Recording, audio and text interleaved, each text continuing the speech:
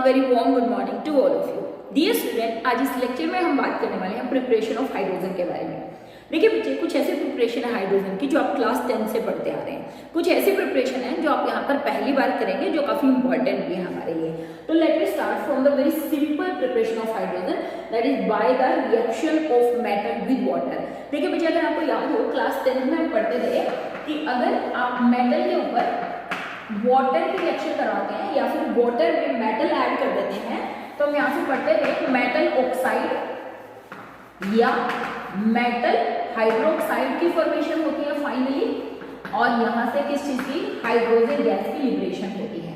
तो हमने पढ़ा था कुछ ऐसे मेटल्स होते हैं जो कि कोल्ड वाटर के साथ रिएक्शन करते हैं, कुछ ऐसे मेटल्स होते हैं जो हॉट वाटर के साथ रिएक्शन करते हैं, और कुछ ऐसे मेटल्स होते हैं जो कि स्टीम के साथ रिएक्शन करते हैं। तो बच्चे let's start a reaction. For example हमने पोटेशियम लिया, पोटेशियम की रिएक्शन वाटर के साथ करवाई, कोल्ड वाटर के साथ। तो हम देखते हैं यहाँ से क्या बनेगा, potassium hydroxide and hydrogen gas will liberate. Similarly sodium की रिएक्शन करवाई वाटर के साथ, तो क्या होगा, that is formation of sodium hydroxide and hydrogen gas will liberate. देखिए आप ये भी देखते थे, जैसे हमने एक बीकर लिया, इसमें हमने वाटर फिल किया और हमने यहाँ पर हाइड्रोजन का एक छोटा सा पीस ऐड कर दिया। हम देखते थे ये रिएक्शन बहुत ज्यादा हाईली एक्सोथर्मिक रिएक्शन होती थी, और धीरे धीरे सोडियम क्या करता था, start floating on the surface of the water. क्यों, उसका रीजन क्या होता है, क्योंकि यहाँ से जो हाइड्रोजन गैस बनती है वो हाइड्रोजन गैस मेटल की सरफेस के ऊपर स्टिक कर जाती है, जिसके कारण कैल्शियम है, सोडियम है, पोटेशियम है, ये क्या करते हैं, सरफेस पर फ्लोट होना शुरू कर देते हैं। और हमने कहा ये रिएक्शन मिक्सचर क्या हो जाता है, गर्म, मतलब कैसी रिएक्शन है, हीट रिलीज होती है इस रिएक्शन में, एक्सोथर्मिक रिएक्शन है। तो due to sticking of hydrogen gas on the surface of the metal start floating on the surface of water। तो उसी तरीके से कैल्शियम की रिएक्शन करके दिखा सकते हो कोल्ड वाटर के साथ। तो यहाँ से भी हमें कैल्शियम हाइड्रोक्साइड और क्या मिलेगा, हाइड्रोजन। हालांकि कैल्शियम की रिएक्शन कम विग्रस होती है, बल्कि सोडियम और पोटेशियम की रिएक्शन बहुत ज्यादा विग्रस रिएक्शन होती है। इसीलिए अगर मेरे को इन रिएक्शन को बहुत ज्यादा हाई मतलब आप बोल सकते हो कि डेंजरस लेवल पर नहीं करना है, तो हम यहाँ पर सोडियम अमलगम यूज कर सकते हैं। देखिए सोडियम अमलगम का मतलब क्या होता है, मेटल की आप बोल सकते हो अमलगम के साथ, यानी कि मेटल अमलगम यूज कर सकते हो, जैसे सोडियम अमलगम, पोटेशियम अमलगम। इसका मतलब सोडियम को Hg के साथ मिलाकर यूज कर सकते हो, ठीक है, मरकरी के साथ। तो अमलगम से क्या होता है, मेटल का कम सरफेस एरिया वाटर के साथ एक्सपोज होता है, तो रिएक्शन जो होती है वो लिमिटेड लेवल पर कैरिड आउट होती है, ठीक है। तो ये रिएक्शन करते हैं कोल्ड वाटर के साथ। अगर हम बात करें हॉट वाटर के साथ, तो जैसे जिंक है, जिंक की रिएक्शन आप H2O से करवा दो, तो क्या बनेगा, पहले जिंक ऑक्साइड बनेगा और क्या होगा, हाइड्रोजन गैस लिबरेट होगी। मैग्नीशियम की रिएक्शन करवा सकते हैं आप किसके साथ, हॉट वाटर के साथ। तो यहाँ से भी क्या बनेगा, मैग्नीशियम ऑक्साइड बनेगा, हाइड्रोजन गैस लिबरेट होगी। मैग्नीशियम ऑक्साइड फर्दर रिएक्शन करके मैग्नीशियम हाइड्रोक्साइड की फॉर्मेशन करेगी। सिमिलरली अगर मैं बात करूँ रिएक्शन विद स्टीम, तो जैसे मैं आयरन की रिएक्शन करवाऊँ वाटर के साथ, तो हमें मालूम है यहाँ से भी आयरन का ऑक्साइड बनेगा और हाइड्रोजन गैस यहाँ से लिबरेट होगी। तो बेटा ये बहुत जनरल रिएक्शन है, reaction of metal with water, cold water, hot water and steam. इसका मतलब आयरन लेस रिएक्शन करता है, मतलब स्टीम के साथ रिएक्शन करके आयरन का ऑक्साइड या फिर आप बोल सकते हो मैग्नेटिक ऑक्साइड की फॉर्मेशन करता है, हाइड्रोजन गैस यहाँ से लिबरेट करता है। तो इस तरीके से हम क्या बना सकते हैं, हाइड्रोजन गैस। सिंपल मेथड है, बिल्कुल ही सिंपल मेथड, ठीक है। देन हम बात करें production of hydrogen by the reaction of acids on the that is metal surface, यानी कि मेटल की रिएक्शन अगर आप डाइल्यूट एसिड से करवा देते हो, मिनरल एसिड से, तो हमें सोल्ट मिलता है और साथ में क्या होती है, हाइड्रोजन गैस लिबरेट होती है।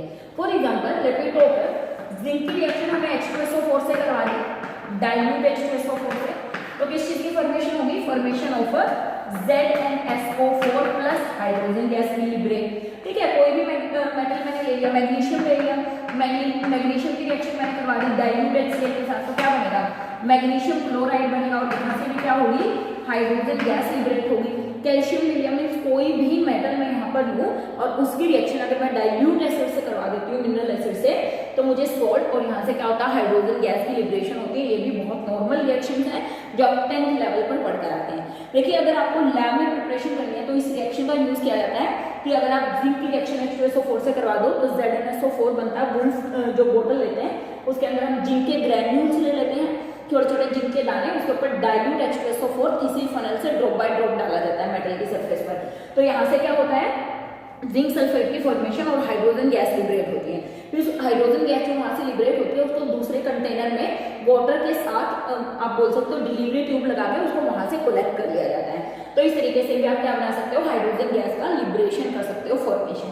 ठीक है। Then reaction with alkalies, reaction with alkalies यानी कि बेस के साथ रिएक्शन करवा दो आप मेटल की। जैसे मैं बात करूं जिंक की रिएक्शन हमने किसके साथ करवा दी, NaOH के साथ रिएक्शन करवा दी। तो हमें मालूम है यहाँ से क्या बनेगा, सोडियम जिंकेट Na2ZnO2 और साथ में कौन सी गैस लिबरेट होगी, hydrogen gas will be liberated in this reaction. 2 sodium 2 oxygen और 2 हाइड्रोजन। देखिए रिएक्शन बैलेंस है, क्या बनेगा, सोडियम जिंकेट और hydrogen gas will liberate. Similarly aluminium की रिएक्शन करवा दीजिए सोडियम हाइड्रोक्साइड के साथ, तो वहां से भी क्या होगा, sodium aluminate plus hydrogen gas will eliminate in this reaction. यहाँ से भी क्या बनेगा, sodium aluminate and hydrogen gas will liberate in this reaction. Sodium metal aluminate भी बोल सकते हो।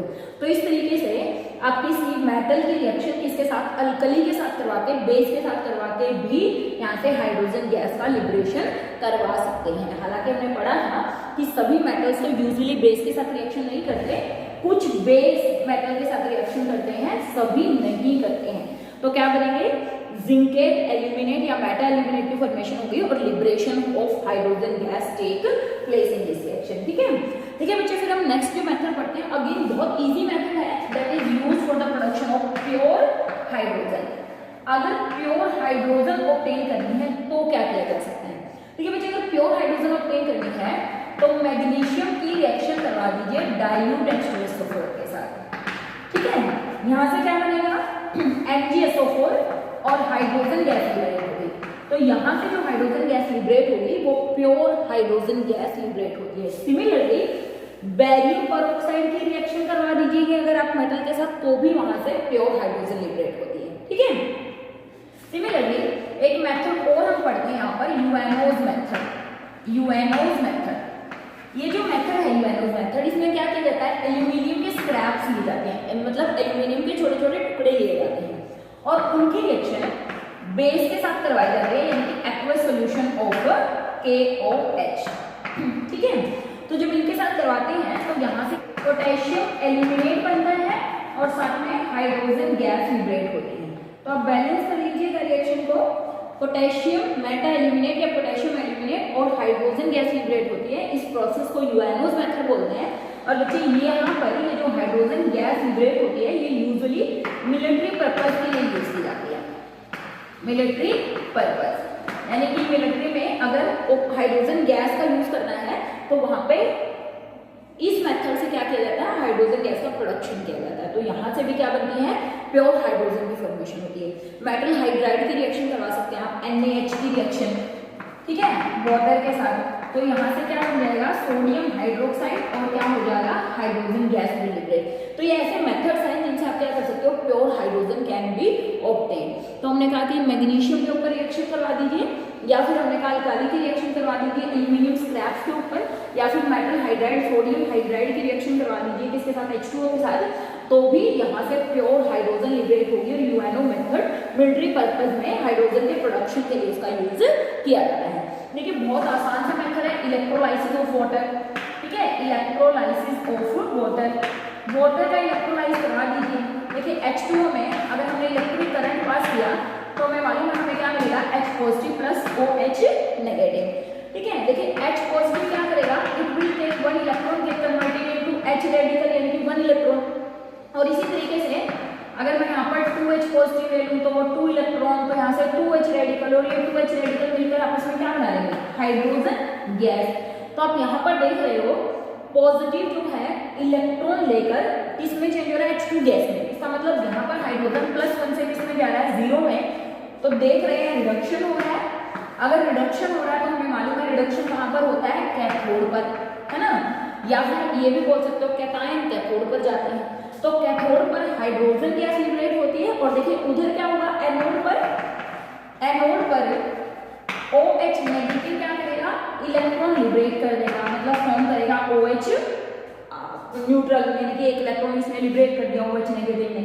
अब देखिए बेसिकली यहाँ पर होता 4OH और 4 इलेक्ट्रॉन लिबरेट करते हैं। ये इलेक्ट्रॉन तो जितने ही लिबरेट करेगा उतने ही ले लेगा। मैं यहाँ पर 4 ले लूंगी तो यहाँ पर 2H2 निकल जाएगा, 2 मोल्स ऑफ हाइड्रोजन निकल जाएगा। और यहाँ पर ये जो 4OH निकलने हैं ये बेसिकली बना देते हैं 2H2 और साथ में लिबरेट करते हैं ऑक्सीजन गैस। तो यूजुअली जब आप इलेक्ट्रोलाइज करवाते हो वाटर का तो सबको मालूम है कि हाइड्रोजन और ऑक्सीजन गैस लिबरेट होती है। हाइड्रोजन लिबरेट होती है कैथोड पर और ऑक्सीजन लिबरेट होती है कहाँ पर, एनोड पर। यहाँ पर देखिए क्या हो रहा है, लॉस ऑफ इलेक्ट्रॉन हो रहा है और लॉस ऑफ इलेक्ट्रॉन का मतलब होता है oxidation.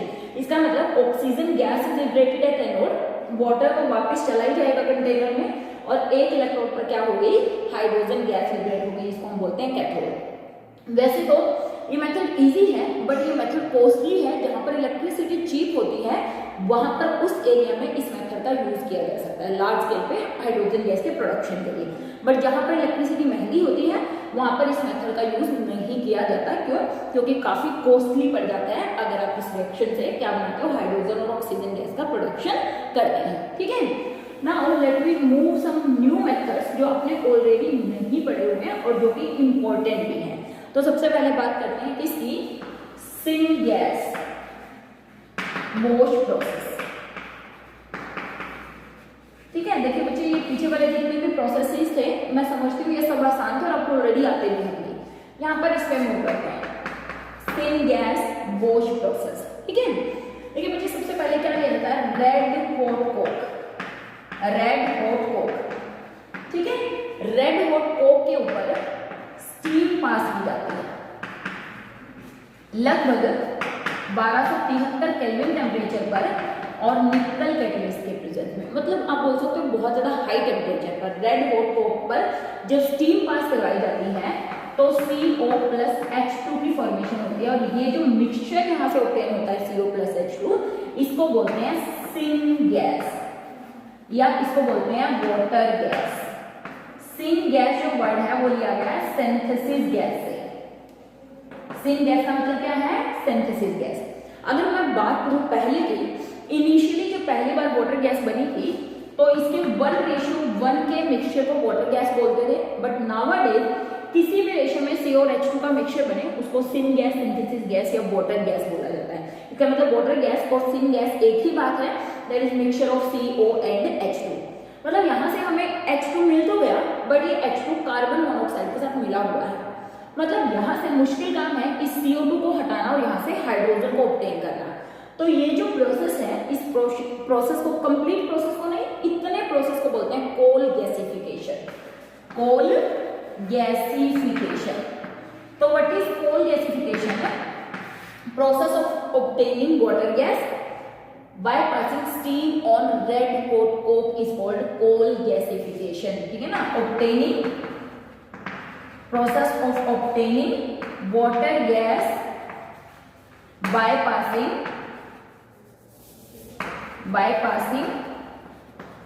steam over red hot coke, red hot coke is called coal gasification। तो बच्चे ये भी इंपॉर्टेंट है, what is coal gasification? When steam is passed over red hot coke formation of water gas takes place in this process is called coal gasification. ठीक है, और हमने कहा इस मिक्सचर को क्या बोलते हैं, सिन गैस, वाटर गैस बोलते हैं। अब हमने कहा नेक्स्ट जो बात है वो क्या, कि इससे कैसे हम हाइड्रोजन को प्रोड्यूस करें। ठीक है, हाइड्रोजन को कैसे ऑब्टेन करें, तो क्या करने के लिए, to obtain hydrogen from syn gas, excess steam is passed over it,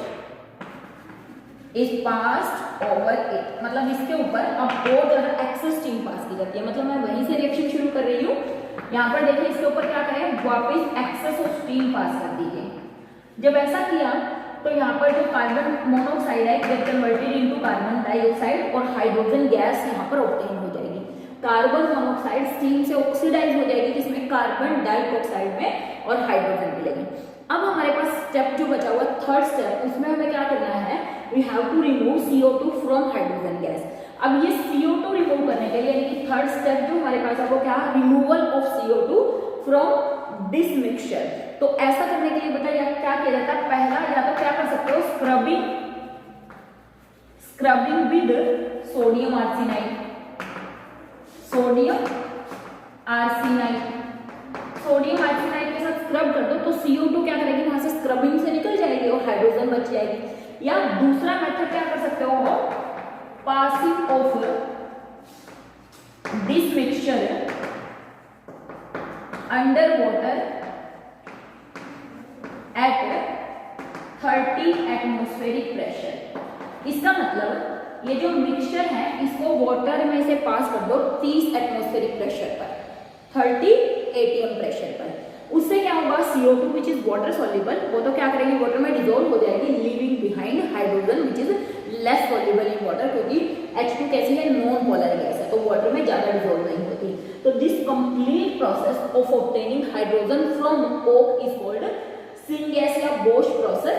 यहाँ पे मैंने कहा 2-3 बातें बहुत इंपॉर्टेंट आपसे पूछ लिया। वाटर गैस किसको बोलते हैं, इसको बोलते हैं कोल्ड गैसिफिकेशन, क्या बोलते हैं, इसको बोलते हैं सिन गैस, क्या है, हमने कहा यही है। अब क्वेश्चन आ गया why syn gas is known as syn gas, इसको सिन गैस क्यों बोला जाता है, सिंथेसिस गैस। देखिए बच्चे इसका आंसर है कि सिन गैस इसलिए बोला जाता है बिकॉज दिस मिक्सचर, कौन सा मिक्सचर, ये this mixture is used for production of methanol and many other hydrocarbon। ये मिक्सचर काफी सारे और हाइड्रोकार्बन और मिथेनॉल के प्रोडक्शन के लिए यूज किया जाता है, that is why this gas is called syn gas. ठीक है, एक बार और फटाफट रिवाइज करवाता हूँ, what is syn gas Bose process. हमने कहा रेड हॉट कोक के ऊपर स्टीम पास करवाई जाती है हाई टेम्परेचर पर, then what happen, formation of syn gas या water gas take place. Earlier the ratio 1:1 जो मिक्सचर होता है that is called water gas, but nowadays every ratio is called syn gas या water gas। Why it is called syn gas? Because it is used for the production of methanol and many other hydrocarbons, that is why it is called synthesis gas, because it is used for the synthesis of methanol and other hydrocarbons। ठीक है, फिर हमने कहा cold gasification इस reaction को ही बोलते हैं कि स्टीम पास कर दो कार्बन के ऊपर तो ये बन जाता है, तो इसको बोलते हैं कोल्ड गैसिफिकेशन। फिर हमने कहा कि हमारे पास सेकंड इंपॉर्टेंट चीज क्या थी कि CO को इस हाइड्रोजन से हमें रिमूव करना था, तो इस CO को रिमूव करने के लिए इस मिक्सचर के ऊपर एक्सेस ऑफ स्टीम पास की गई, और जब एक्सेस ऑफ स्टीम पास की गई तो ये जो कार्बन मोनोऑक्साइड थी वो किसमें ऑक्सीडाइज हो गई, डाइऑक्साइड में चेंज हो गई, CO2 में। अब तीसरा काम है इस CO2 को इस हाइड्रोजन से रिमूव करना, तो हमने कहा 2 काम कर सकते हैं, या तो स्क्रबिंग कर दो, रगड़ दो, किसके साथ, इस मिक्सचर को किसके साथ, सोडियम आर्सेनाइड के साथ, जिसके कारण CO2 तो क्या करेगी, सोडियम आर्सेनाइड के साथ चली जाएगी, इस पे एब्जॉर्ब हो जाएगी सरफेस पर, लिविंग बिहाइंड हाइड्रोजन। या फिर क्या करिए, ये पूरा जो मिक्सचर है इसको वाटर में से पास कर दीजिए, है ना। जब आप इसको वाटर में से पास करेंगे तो CO2 which is water soluble dissolve in water living behind hydrogen gas. तो इस तरीके से इस कंप्लीट प्रोसेस को हम क्या बोलते हैं, सिन गैस बोश प्रोसेस। ठीक है, तो यहाँ पे इस सारा प्रोसेस को आप कर सकते हैं, और इम्पोर्टेंट प्रोसेस आप ये मान के चलिए सबसे इम्पोर्टेंट प्रोसेस अब तक का यही है। ठीक है, now let we move on another very important process which is called laying process, which is called laying process. Laying process, देखो बच्चे जो लेइंग प्रोसेस होता है ये 2 स्टेप प्रोसेस है। Laying process is a 2 step process, it is 2 step process and what are these 2 steps. पहला oxidation stage होती है, ऑक्सीडेशन स्टेज, और जो सेकंड स्टेज होती है वो होती है रिडक्शन स्टेज।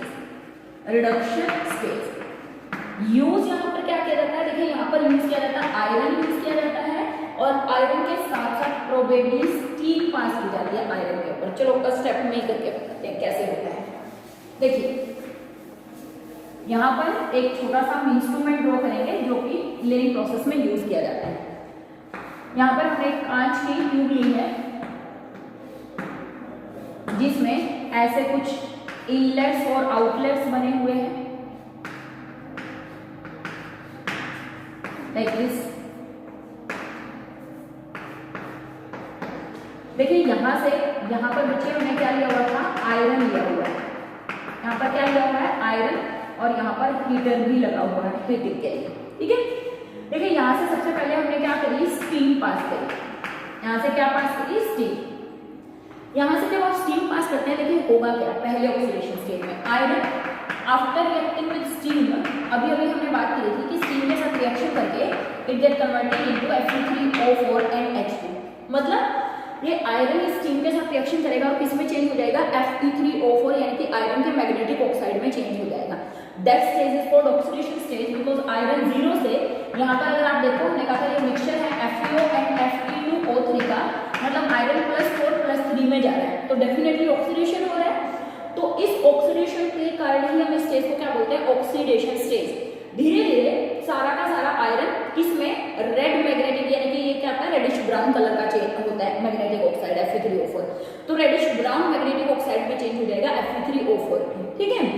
फिर उसके बाद क्या करेंगे, हम यहाँ से स्टीम की सप्लाई को कट कर देंगे और देखिए यहाँ से जो हाइड्रोजन गैस लिबरेट होगी वो यहाँ से बाहर निकल जाएगी, ठीक है। फिर उसको रिकवर कर लिया जाएगा वहां से। फिर नेक्स्ट स्टेप में हम क्या करना है, रिडक्शन स्टेज कैरी आउट करना है। अब हमारे पास क्या आ गया, Fe3O4। अब इसके ऊपर हमें क्या पास करनी है, वाटर गैस पास करनी है। इसका मतलब यहाँ से सप्लाई कट कर दो और यहाँ से फिर क्या पास करो, वाटर गैस यानी कि सिन गैस, मतलब CO+ H2 का मिक्सचर यहाँ से पास किया गया, ठीक है। क्या पास किया, water gas. What is water gas, CO+ H2। इसका मतलब Fe3O4 CO+ H2 इन दोनों के साथ रिएक्शन करेगा।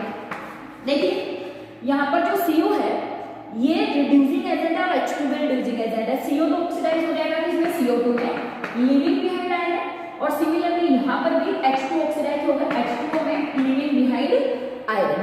इसका मतलब यहाँ आयरन +2 +3 में था, यहाँ 0 में चला गया, सेम यहाँ से 0 में चला गया।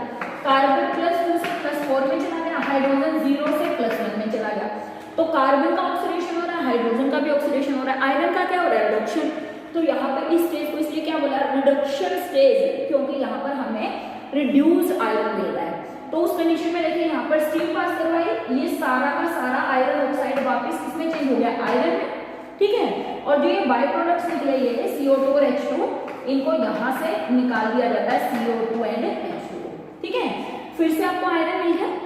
जब पूरा रिडक्शन कंप्लीट हो जाए फिर से हम स्टीम इसके ऊपर पास करके फिर से रिएक्शन करवा सकते हैं, फिर से हाइड्रोजन प्रोड्यूस करवा सकते हैं, फिर से रिडक्शन करवा सकते हैं। यहाँ पर स्मॉल अमाउंट ऑफ आयरन लेके आप काफी सारा आप हाइड्रोजन यहाँ से प्रोड्यूस कर सकते हो, क्योंकि यहाँ पर एक बार आयरन का ऑक्सीडेशन होता है, फिर आयरन का रिडक्शन होता है, और इस कंप्लीट प्रोसेस को बोलते हैं लेइंग प्रोसेस। तो एक बार और देख लीजिए, हमने कहा laying process is 2 step process. In the first step oxidation of iron, अगर आयरन के ऊपर स्टीम पास करवाई जाती है तो आयरन ऑक्साइड हाइड्रोजन बनता है। यहाँ से स्टीम पास करवाई, iron change into iron oxide Fe3O4, पहले यहाँ पर आयरन था, हाइड्रोजन प्रोड्यूस हुई, यहाँ से निकल गई। फिर जब लगे कि पूरा ऑक्सीडेशन कंप्लीट हो चुका है, यहाँ से स्टीम की सप्लाई कट कर देते हैं, फिर यहाँ से वाटर गैस पास की जाती है रिडक्शन के लिए। कार्बन मोनोऑक्साइड और H2 दोनों ही अच्छे रिड्यूसिंग एजेंट हैं, तो ये क्या करेंगे, खुद ऑक्सीडाइज और आयरन को क्या करेंगे, रिड्यूस। जो बाई प्रोडक्ट निकलेंगे वो यहाँ से निकल जाएंगे, और फिर एक टाइम आएगा जब हमें पता चलेगा कि सारा Fe2O3 किसमें चेंज हो गया, आयरन में, तो वापस यहाँ से वाटर गैस की सप्लाई कट करके स्टीम की सप्लाई कर देंगे, यानी कि रिएक्शन होती रहेगी और थोड़े से आयरन से large amount of hydrogen can be obtain. तो this process is called laying process, which is again also very important process. तो बच्चे इसको भी ध्यान से करना है। देखिए थर्ड प्रोसेस में यहीं पर छोटा सा डिस्कस कर देती हूँ, क्योंकि आप कर तो चुके हैं। By electrolysis of brine solution, by electrolysis of brine solution. सबको मालूम है what is brine solution, NaCl के एक्वस सॉल्यूशन को ब्राइन सॉल्यूशन बोलते हैं। 10th क्लास में पढ़ के भी आए थे, है ना, क्लोर एल्कली प्रोसेस हम इसको बोलते थे, कि हम क्या करते थे, जब NaCl के एक्वस सॉल्यूशन के ऊपर इलेक्ट्रिक करंट पास करवाते थे, तो हमें यहाँ से sodium hydroxide plus H2 plus Cl2 obtain होता था, तो इसको हम बोलते थे क्लोरीन के लिए अल्कली प्रोसेस, जहां पर बाद में हाइड्रोजन और क्लोरीन को अगर मिला दिया जाए वापस HCl भी बन सकता है। तो इस प्रोसेस से भी एज अ बाय प्रोडक्ट आप क्या कर सकते हो, hydrogen gas can be obtain bye electrolysis of brine solution, ठीक है। यहाँ से भी आप क्या कर सकते हो, हाइड्रोजन गैस को ऑब्टेन कर सकते हो। और अगर हम कुछ मेथड्स करें, जैसे हम कह सकते हैं क्रैकिंग ऑफ हाइड्रोकार्बन की क्रैकिंग से भी क्या बन सकती है, हाइड्रोजन गैस बन सकती है। Hydrocarbon cracking of hydrocarbon can also lead to the formation of hydrogen gas. जैसे CH4 है, इसकी रिएक्शन अगर आप स्टीम से करवा देते हो, CH4 की रिएक्शन अगर स्टीम से करवा देते हो, तो बच्चे यहाँ से हमें मिलता है CO+H2, ठीक है। ये रिएक्शन भी और आप बोल सकते हो कैटलिस्ट की प्रेजेंस में होती है, ठीक है। तो यहाँ से CH4 स्टीम के साथ रिएक्शन करके हमने कहा CO+H2 बनाता है, कि वाटर गैस बनाता है। और देखिए इस वाटर गैस से फिर से हाइड्रोजन को ऑब्टेन करने के लिए बिल्कुल सारी वही रिएक्शन कैरिड आउट की जाती हैं जो कि हमने कहाँ पर करी थी, कोल्ड गैसिफिकेशन रिएक्शन में करी थी, है ना, उसको आगे प्यूरिफिकेशन। इसके बाद वाला सारा वही प्रोसेसर होता है कि इसमें और एक्सेस ऑफ स्टीम पास करके इसको CO2 में चेंज कर लो, फिर उसको वाटर से पास करके CO2 को वाटर में डिसोल्व कर दो, लिविंग बिहाइंड हाइड्रोजन गैस। इस गैस को बोलते हैं स्टीम रीफॉर्मिंग प्रोसेस, स्टीम रीफॉर्मिंग प्रोसेस, ठीक है। तो यहां से भी हम क्या कर सकते हैं, हाइड्रोजन को ऑब्टेन किया जा सकता है। या फिर अगर मैं बात करूं स्टीम में बिल्कुल मतलब हाइड्रोकार्बन को बिल्कुल हाई टेम्परेचर पर ब्रेक कर दिया जाए तो भी हमें यहाँ say that is carbon and hydrogen obtain हो सकती है वेरी वेरी हाई टेम्परेचर। तो थर्मल क्रैकिंग का मतलब होता है कि थर्मली इसको तोड़ दिया जाए बहुत ज्यादा हाई टेम्परेचर लगाकर। तो मीथेन में बहुत ज्यादा हाई टेम्परेचर लगाकर भी थर्मल क्रैकिंग से क्या किया जा सकता है, कार्बन और हाइड्रोजन को ऑब्टेन किया जा सकता है बाय दिस रिएक्शन। तो student these are some of the methods जिनमें हमने बहुत सिंपल मेथड करे हैं 4-5 तो जो कि आप पहले से पढ़ते आ रहे हैं। वाटर का इलेक्ट्रोलाइसिस है, हमने कहा ब्राइन सॉल्यूशन के इलेक्ट्रोलाइसिस है, हमने कहा मेटल की एक्शन है, मेटल के ऊपर वाटर डाल दो, या फिर हमने कहा कि मेटल के ऊपर अल्काली डाल दो या मेटल के ऊपर एसिड डाल दो। ये सब रिएक्शंस हमने ली थी जहाँ पर हमने बात करी कि क्या कहाँ से आप हाइड्रोजन ऑब्टेन कर सकते हैं। और कुछ 2-3 प्रोसेस हमने नए पढ़े जैसे यूएनओ मेथड है। वैसे तो यूएनओ मेथड एक्चुअली में अल्काली की ही रिएक्शन है एक प्रकार से, लेकिन एक अलग नेम रिएक्शन हो गई तो इम्पोर्टेंट हो गई। तो यूएनओ रिएक्शन हो गई। फिर हमने कहा कि क्या कर सकते हैं, बोश प्रोसेस हम कर सकते हैं, लेन प्रोसेस हम कर सकते हैं, और इन सब प्रोसेस से हाइड्रोजन गैस को ऑब्टेन किया जा सकता है। तो मिलेंगे नेक्स्ट लेक्चर में जहां पर बात करेंगे प्रॉपर्टीज ऑफ हाइड्रोजन के बारे में। तब तक हैव अ नाइस डे।